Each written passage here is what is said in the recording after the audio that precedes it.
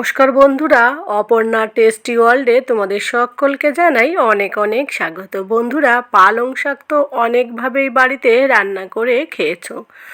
আজ আমি কিভাবে পালং শাক দিয়ে রুই মাছের মাথা দিয়ে রান্না করব সেটাই তোমাদের সঙ্গে শেয়ার করব।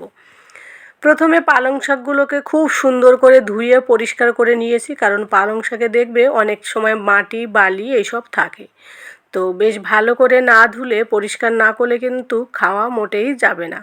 তাই প্রথমে আমি খুব সুন্দর করে পরিষ্কার করে নিয়েছি, পালং শাকগুলোকে কেটে নিয়েছি। আর এই দিকে দেখো, একটা রুই মাছের মাথার হাফ অংশ আমি ফ্রাই করে নেব। আর রান্নাটা করছি সর্ষের তেলের, আর আমি লোহার কড়াইতে রান্না করছি। লোহার কড়াইতে কিন্তু রান্না করলে খেতে কিন্তু বেশ টেস্টি হয়। আর এই মাছের মাথাটাকে খুব সুন্দর করে আমি ফ্রাই করে নিয়েছি, উপরে নিচে সব জায়গায় লাল লাল করে ফ্রাই করেছি। ফ্রাই করার পর কড়াইতে যদি আমি এটাকে ভেঙে দিই তাহলে হয়তো জল ছিটবে, তাই আমি একটা পাত্রে রেখে খুন্তি দিয়ে আস্তে আস্তে করে একটু মাথাটাকে ভেঙে দিলাম। তারপরে একটা রসুন পুরো একটু থেতো করে দিলাম। আর এই পালং শাকে যদি রসুন থেতো করে দেওয়া হয় তাহলে কিন্তু এর গন্ধে পালং শাকটা খেতে কিন্তু খুব সুন্দর হয়। যে কোনো শাকের মধ্যে কিন্তু রসুন দিলে শাকের টেস্টটা অন্যরকম হয়। আর থেতো করলে গন্ধটা বেশ ছড়িয়ে যায়, বেশ ভালো লাগে। তো আমি রসুনটাকে সুন্দর করে ফ্রাই করব। তার আগে আধা ফ্রাই করার পর এর মধ্যে আমি এবারতে একটু ফাঁকা করে দিলাম, রসুনগুলোকে একটু সাইড করে রেখে দিলাম কিছু গোটা জিরে।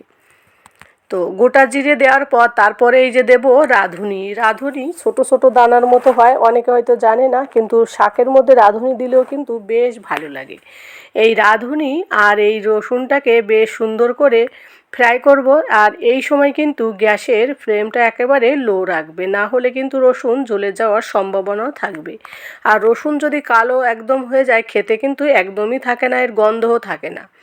তারপর হালকা চিড়ে দিলাম ভিতর দিয়ে, একটু 4টে কাঁচা লঙ্কা দিলাম, টেস্ট অনুযায়ী তোমরাও দিতে পারো।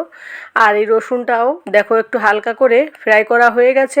এবার মাছের মাথাটা যে ভেঙে রেখেছিলাম আলাদা পাত্রে, সেই মাথাগুলোকে কিন্তু এর মধ্যে দিয়ে দেবো। দিয়ে এই রসুনের সঙ্গে মাথাটাকে আর একটু ভিতরে যদি কোথাও কাঁচা থাকে সেটাও কিন্তু সম্পূর্ণ ফ্রাই হবে। অনেকে হয়তো ভয় পায় মাছের মাথা দিয়ে শাক রান্না করলে শাকের মধ্যে কাঁটা থাকবে, গলায় বেঁধে যেতে পারে, কিন্তু মোটেই না। খাওয়ার সময় কিন্তু এই মাছের মাথার বড় বড় কাঁটাগুলো কিন্তু হাত দিয়ে ফেলে দিলে খেতে কিন্তু কোনো প্রবলেম হবে না, খুব সুন্দর হয় খেতে মাছের মাথা দিয়ে পালং শাকের তরকারি। তো বন্ধুরা, এরপরে দিয়ে দিলাম এর মধ্যে হাফ চামচের মতো বাড়িতে বানিয়ে রাখা গোটা জিরে পাউডার।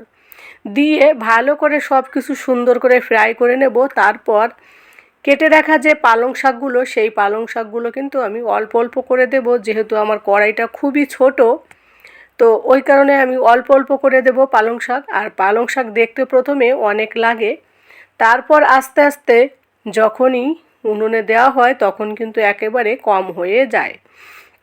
তো ওই জন্য আমি পালং শাকগুলো দেখতে মনে হচ্ছে অনেকগুলো, তো দেখো নাড়াচড়া করতে একটু অসুবিধা হচ্ছে, তো হাফ দিয়ে নিলাম। দিয়ে ওই মাছের মাথা রসুন সব কিছুর সঙ্গে একটু হালকা করে মিশিয়ে দেবো। তো মাছের মাথাগুলোকে আর রসুনগুলোকে উপরে দিয়ে দিচ্ছি, আর হালকা হালকা করে শাকগুলোকে নিচে দিয়ে দিলাম। আর এই শাকগুলো নিচে গেলে আস্তে আস্তে করে কমে আসবে শাকগুলো, তখন বাকি শাকগুলো এর মধ্যে আমি দিয়ে দেবো এর উপর দিয়ে। তো দেখো বন্ধুরা, বাকি শাকগুলোও আমি দিয়ে দিলাম। আর এই শাক রান্না করার সময় কিন্তু অবশ্যই তোমরা খেয়াল রাখবে লবণের পরিমাণটা। লবণ কিন্তু অনেকে যারা নতুন নতুন বিয়ে হয়েছে, নতুন রান্না করছে, নতুন সংসার করছে, তারা কিন্তু অনেক সময় অনেক শাক দেখে অনেকটা লবণ দিয়ে দেয়, কিন্তু শাকে কিন্তু সব সময় লবণ কম দেবে। লবণ কম হলে দিয়ে খাওয়া যায়, কিন্তু বেশি হলে খেতে কিন্তু খুবই সমস্যা হয়। তাই সেই কারণে লবণ অল্প করে দিয়ে তারপরে রান্না করবে, দেখবে খেতে ভালো হবে। আর এই শাকটা দেখো এক কড়াইয়ের বেশি ছিল, কিন্তু কমে গেল, আস্তে আস্তে আরও কমে যাবে। তারপর আমি বাকি শাকগুলো আরও দেব। তো এইভাবে ধীরে ধীরে শাকগুলো কিন্তু আমি এই মাছের মধ্যে দিয়ে দেব। দিয়ে শাকটা যখন হালকা একটু আবার একটু কম হয়ে আসবে তখন কিন্তু আমি এর মধ্যে লবণ পরিমাণ মতো ছড়িয়ে দেবো। আর এইদিকে দেখো একটু জলও বেরিয়ে পড়েছে, তো আর শাকটাও কমে গেছে। তো পরিমাণ মতো আমি হাফ চামচেরও কম লবণ দিয়েছি, একেবারে কম হয়ে গেছে শাকটা। তারপর এর মধ্যে দিয়ে দেবো হলুদ। তোমরা যদি চাও এই হলুদটা ওই মাছের মাথা যখন রসুন যখন ফ্রাই করেছো তখনও দিতে পারো।